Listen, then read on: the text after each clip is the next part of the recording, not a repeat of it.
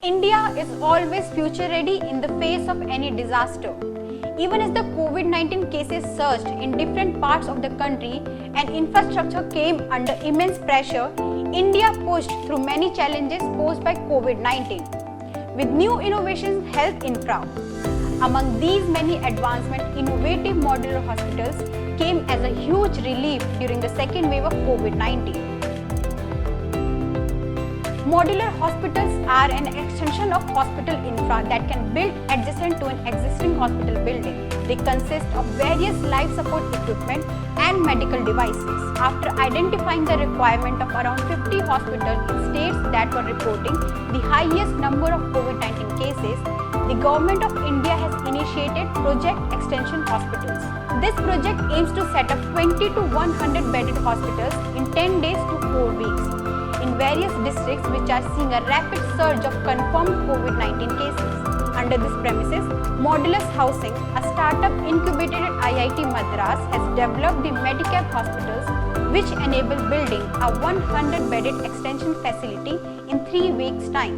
Medicap hospitals are designed with a dedicated zone of intensive care units that can accommodate various life-supporting equipment and medical devices.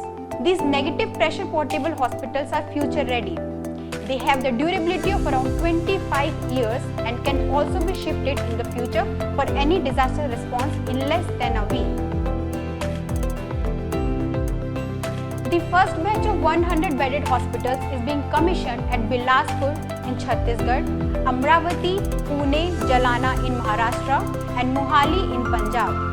A 20-bed hospital is being built at Raipur and Bengaluru will have one or each of 20, 50 and 100 beds in the first phase.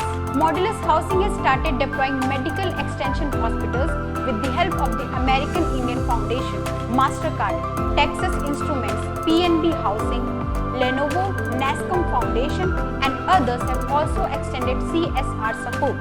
These rapidly deployable portable hospitals will bridge a major health infra gap in India's fight against COVID-19, especially in rural areas and small towns. Currently, the Office of the Principal Scientific Advisor, Government of India, is working towards securing CSR support to implement these projects in different areas across the nation. That is all in this segment. Stay tuned for more such updates from all across India.